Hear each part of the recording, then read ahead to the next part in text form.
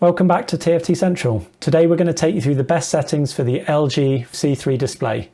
We'll set it up for SDR and HDR usage, both for normal and gaming. You can check out our full review linked in the description below.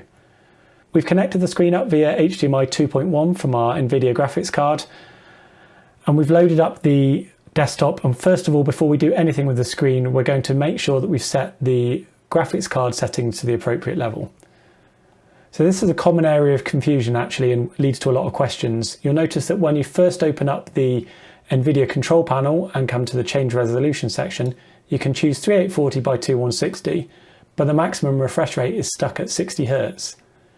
Actually, what you're going to need to do is scroll down and select 3840 by 2160 in the PC section, then you'll see 120 Hz is available.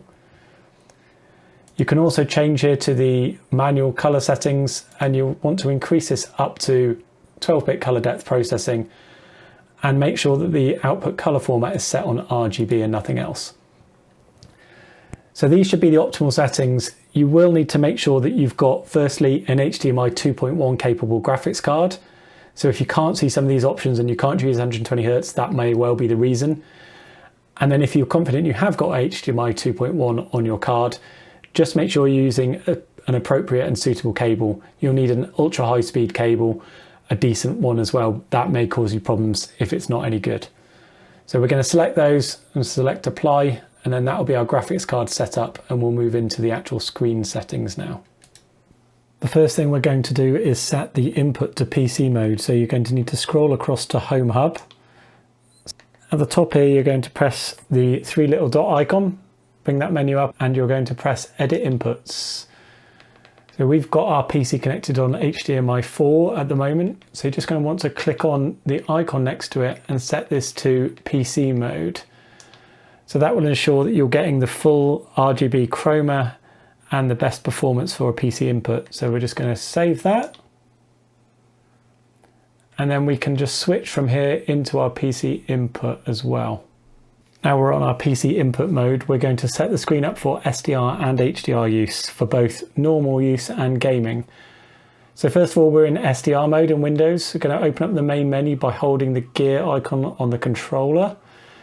There's going to be a few things you want to do. So first of all, you'll notice that the screen comes out of the box in its auto power saving mode. We're going to want to change that, but we're going to come back to it in a minute actually. So first of all, we're going to go into the general menu. We're going to scroll down and go into the AI service menu. We're going to make sure that these are disabled. AI brightness.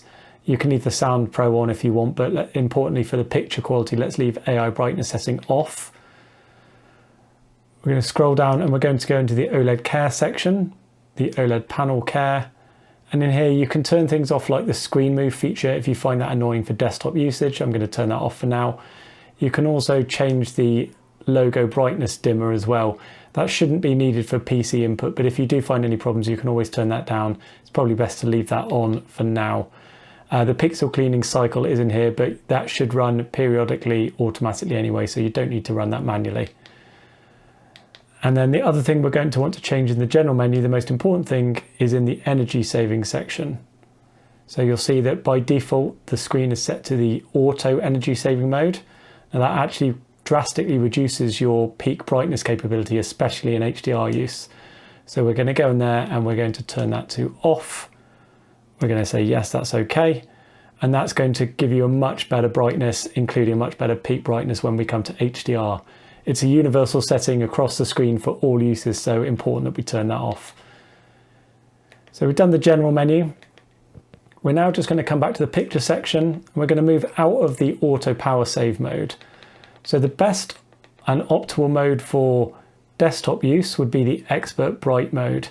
Now the auto power save and some of the other presets are really overly cool, very cool in fact. So this is a mode that is set up much closer to the D65 white point that we want. So we're going to use this for normal day-to-day office use, and then we'll also configure the game optimizer mode should you want to use that for gaming separately. We're going to say okay to that. And we're going to come back a page and we're going to go into the advanced settings for the expert bright mode as well.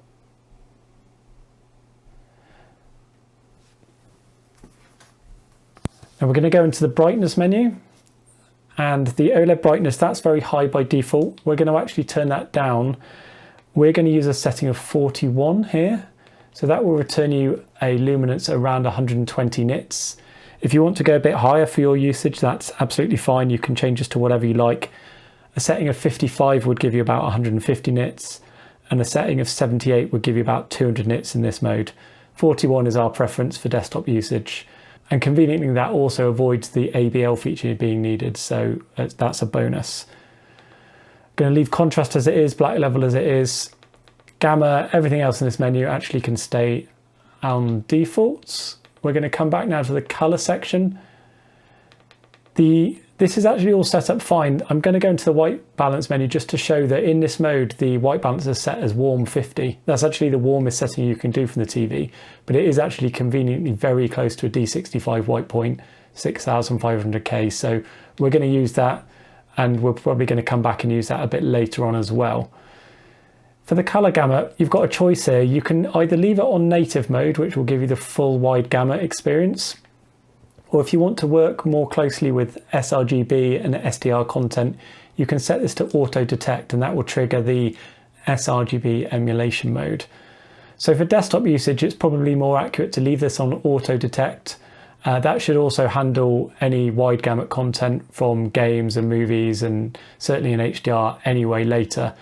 If you do prefer the more vivid and saturated appearance of the wider gamut, even for your general usage, then you can by all means leave this on native, and that will give you a bit of a more boosted and vivid color appearance. We're going to leave that on auto detect. Everything else in the color menu is fine.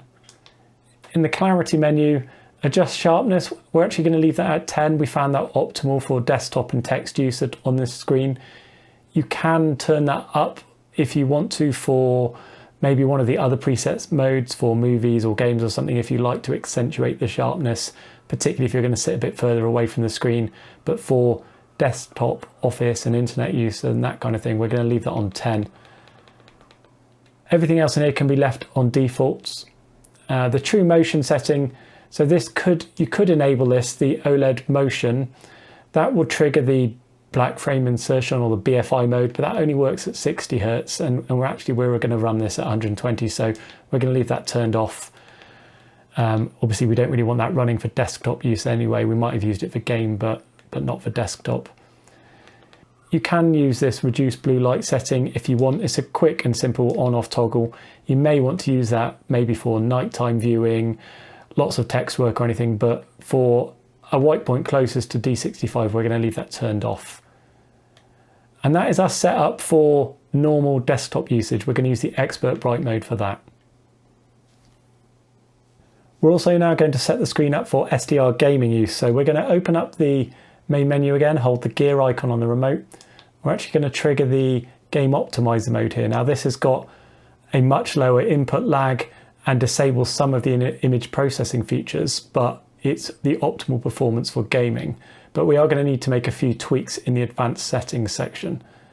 So in brightness, the brightness control here is actually different to the expert bright mode. So if you're going to want to get to around 120 nits, we're going to turn this down to 55 actually here. 55 will give you a luminance around 120 nits. 72 would give you a luminance of about 150. And a full setting of 100 would be close to 200 nits. So you can set that to your liking. We're going to go for 55 here, which is 120 nits. Everything else in this section can be left on its default settings. In the color menu, we are going to need to make a couple of changes here. So the color depth in this mode, in the game optimized mode, is actually set at 55 instead of 50 as it was in the expert bright mode. Now that will give you a minor boost in color saturation and vividness. You can leave that on if you like for gaming. There's no harm in that. You can actually increase that a bit further if you want. If you want it to look very similar to your expert bright mode, you can turn that down to 50 as well. We're just going to leave that on 55 for now. Color gamut is already selected on auto detect here. Again, same advice as before in the expert bright mode for desktop use. If you want to force the wide gamut mode all the time for a more vivid and saturated gaming experience, then you can do so here by selecting native. Auto detect should base the color of the screen depending on the content. So if it's an SDR and sRGB mastered game, then that will render the image in sRGB as well. So we're going to leave that on auto detect, that's fine. The biggest change in the game optimizer mode is to come into the white balance section. You'll see the color temperature in this mode is set on 0, which is very cool. So that's around 10,000K-ish in terms of white point.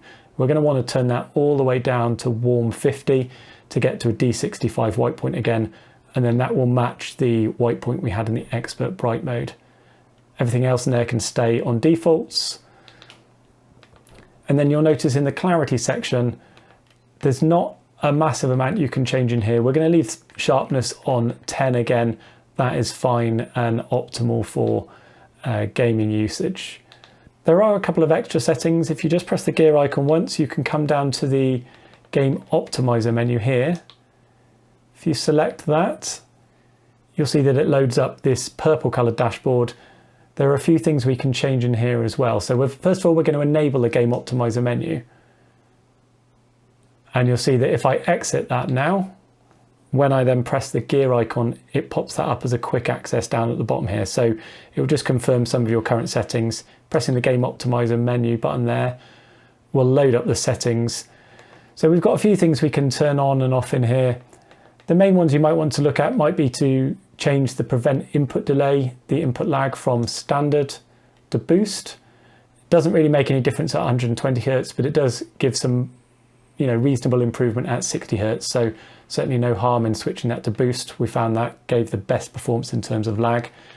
You can turn VRR, G-Sync, AMD FreeSync Premium. We can turn those on and off here as well.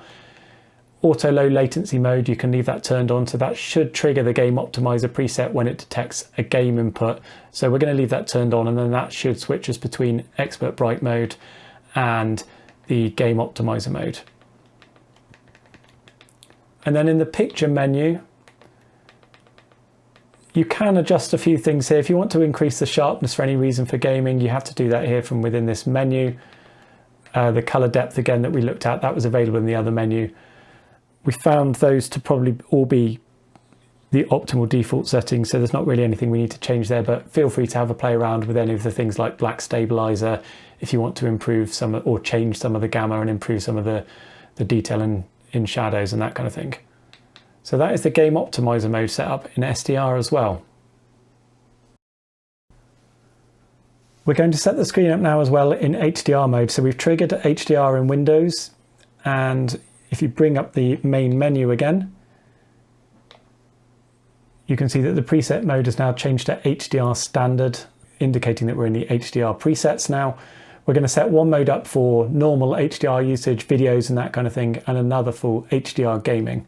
So first of all, we're going to change the HDR preset mode away from standard, which is again very cool.